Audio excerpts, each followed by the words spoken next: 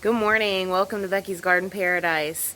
I have some updates to show you in the garden. Today is Saturday, May, what is it? 15th, I believe. Yeah, May 15th.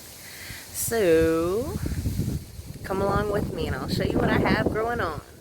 So first, I showed you guys the rattlesnake pole beans that I was harvesting on Wednesday, just 3 or 4 days ago.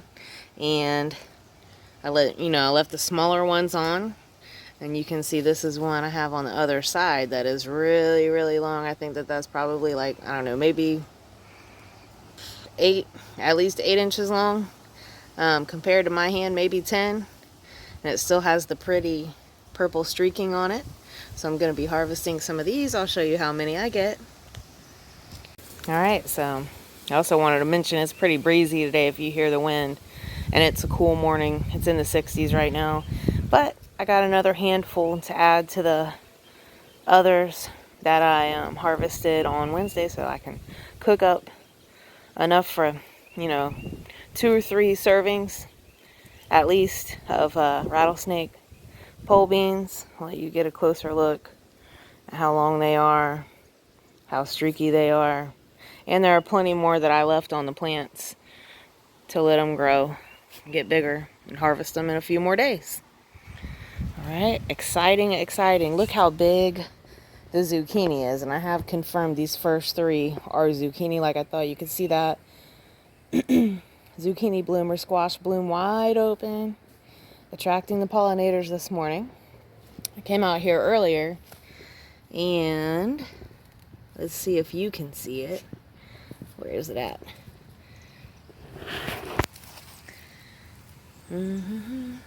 Maybe it's not this plant. Yeah, there's a baby right there. If you can see, that is a baby zucchini that hasn't gotten big enough to bloom yet. But these other flowers, you could see how there's like a baby zucchini on there. And the flower that's closed up now doesn't have that because that's a male flower. This is a female flower. But this is pretty impressive. You can see the size of the leaf compared to my hand, way bigger than my hand. Volunteer marigold that I transplanted. I still have to, it's a mess right now, but I still have to come over here and cut this area and till it again, because whenever I tried to hoe it, it was like rock hard. And this is an area that I had never sheet mulched. So I had sheet mulched the other areas in my garden for a couple years, and I can tell a difference in the soil. It's still pretty sandy where I sheet mulched, but you can see volunteer marigold in there with the grass. And there's another one over there. I don't know if you can see it or not, but more volunteer marigolds, but I'm not going to worry about trying to transplant those. Those are just going to get tilled in. But anyway, back to the squash. Exciting stuff. And you can see how it's already starting to branch out. So this stuff will grow out and fill up a lot of space in these walkways. It's one of the reasons I made the walkways so wide. This is another zucchini. Another zucchini. Not too much going on. Not any blooms open on it yet. This is the one with the flower wide open. Looking for bees. And that's a male flower because there's no baby zucchini on it. But if you look at this one right here with the flower that's shriveled up, actually that's another male flower that's shriveled up, and that's another baby zucchini that hasn't bloomed yet because the male flowers always come first. This is, so you can see the size difference in the 3 zucchini plants versus the 3 yellow squash plants. Now I planted them at the same time, but the zucchini plants, the transplants were more established, more mature. When I planted them, they had better root systems. So these are catching up, but they don't judge us by our size. So this is a squash flower, and that's a male. There's another volunteer marigold that I transplanted, as well as that one over there in between the pole beans. I gotta come out here and weed again. This is another zucchini. Not zucchini, yellow squash. That one has its flower open. This is another baby. You see the baby, that's a female flower. So when that flower opens up, which may be tomorrow, we'll see. If it gets pollinated, then we'll have our first yellow squash. Same thing over here. This one actually has the male flower that's open and the female flower that's like still halfway open. So if that gets pollinated again, we'll have us a yellow squash. There's one over there, female flower opened up. Hopefully it got pollinated, we'll see. If they don't get pollinated, they'll shrivel up. A lot of people ask, you know, why they're not growing, why they shrivel up, and it's because they didn't get pollinated. But I was pretty sure when I came out here earlier that I had seen a zucchini female flower. I'm just doing another check. Maybe, I don't know, did it grow more since I was out here a minute ago? Let's see. I'm just looking down in there for a baby. Nope, I don't see it. I thought I saw one earlier. Maybe I was confusing it with a stem. I just did a quick check earlier. But another volunteer marigold that got transplanted. It hasn't bloomed yet, but it's doing good. This was the third time I planted a tomato transplant in this spot because it either, you know, kept getting dug up by squirrels or who knows. Got a weed. I had planted a pepper there, but it died and some grass is trying to replace it, so I got to pull that grass out. This is my sole surviving Cherokee tomato transplant that's doing good. This is Homestead. These are the Homestead Tomatoes. And they've been the hardiest plants all along. So it's bushy, it's lush, it's green. This is a replacement tomato. I think that this might have been where the original tomato I planted got decapitated, so I put another one in its place. Another Homestead tomato. It's about time for me to start my Florida weave out here. Another replacement tomato. Those might be cherry tomatoes. I can't remember at this point. Brooklyn's inspecting the squash behind me. This is a transplant marigold struggling a little bit. And here we have the beautiful Homestead tomatoes. I still got this handful of green beans. I'm going to stick them in my pocket to free up my hand. Over in those two containers, I have Poblano peppers that I transplanted that are doing okay. I need to put some cages on them. And go over here to the next row. Got transplant volunteer marigold doing all right. Hasn't bloomed yet. I'm going to put fence in this row. And all the empty spaces, I'm planning on putting field peas. This is the cucumber seed that germinated in the hole that Brooklyn dug. The hole's filled in a lot with rain and stuff. But it's doing good. This is another cucumber that germinated from seed that's been struggling, but it's still there. And that black thing is a seed, and it might be one of those blasted what do you call it, one of those vines that I can't stand. I can't remember the name right now, but I'm gonna get that up when I weed. This is sweet potato that's growing from a chunk of sweet potato that we tilled and got left behind.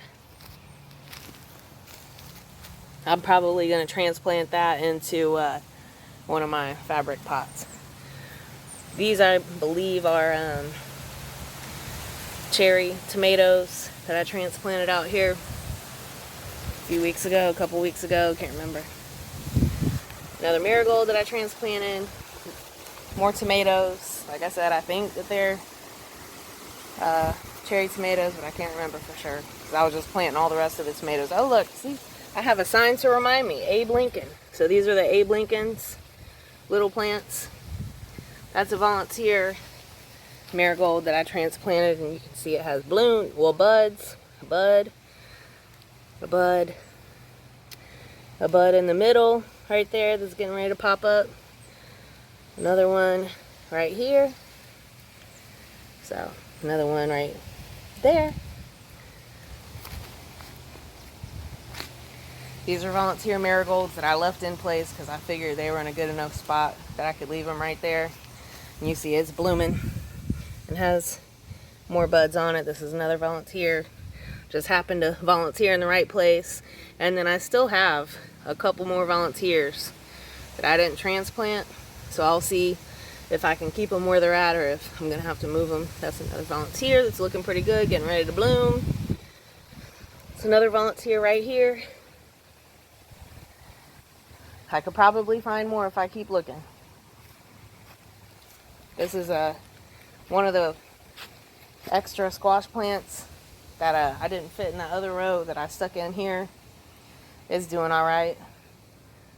We got a lot of rain last couple days, so it hasn't got to where it's blooming yet, but the other ones didn't make it. Got dug up by dog. That's a marigold transplant that I didn't make it. I'd planted a couple tomatoes here and cucumbers in this area, but Brooklyn, you see her in action, messing up my bag of potting soil. Brooklyn, psst. This is one of the last of my tomato transplants that I started myself. I might buy a couple more in other varieties, but this tomato plant right here is like at least knee-high on me. And yeah, I'm a shorty, 5'4", but it's pretty good. Time for some Florida weave to support them before they get blown over. These are the volunteer tomatillos. That's another Poblano pepper that I planted. And you can see the holes where the squirrel's been digging in here. That's another tomatillo, volunteer tomatillo. I planted a couple cherry tomatoes in these buckets, and I've grown cherry tomatoes in buckets for years. But after I fertilized and it rained for like 2-3 days in a row, this tomato isn't looking so good. This one is doing fine, and they were the same size. I planted them at the same time, so I don't know what happened to that one. The only difference is that I transplanted all my tomatoes straight from cell packs this year, and I usually up pot them at least once into either large styrofoam cups or 1 gallon nursery pots. But I didn't do that this year, but didn't phase this one. It's doing good. But that one is RIP. Alright. Have a little patch of, this is called spider wart. It blooms in the morning, and then by the end of the day, the blooms close up. But it's growing here along this fence panel. It helps attract the pollinators. There was a big bee over there when I first walked over there, but I scared it away. This is one of the Poblano peppers. I planted at the same time that I planted those. This one's a lot bigger, but it's been pounded by rain and blown over. I like how thick the stem is, but I'm gonna have to prop it up because you can see it's supposed to be up like this, and it has little baby peppers on it. I'm gonna put one of my smaller tomato cages in here to support it so it doesn't uproot itself. Here's my kind of pepper garden area. I got them all in containers or buckets. The 3 that are in the sun are 3 probably Cubanelles. I bought Cubanelles and bell peppers, so they're either Cubanelles or bell peppers. This is a bell pepper that I had planted last fall. I like how big the leaves are. It's doing good. I've picked some small peppers off of it, so hopefully as it matures, I'm gonna get some good size peppers off of it. I know a lot of times when you grow them yourself, you don't always get them as big as they have them in the store. But I've used the ones that I've picked. It doesn't have any blooms on it right this second, but hopefully it'll get another flush. This is a habanado that's been growing these little teeny tiny teardrop peppers, and it is bushy, and it's covered in little blooms all over the place. You can see the little blooms, new growth, still putting out new growth, but it's really bushy, hanging down, has real good sized leaves on it too. I don't know if there are any peppers on it right now. I think I've picked all the peppers it had. It's another bell pepper. Something's been eating up a leaf I don't know what that is.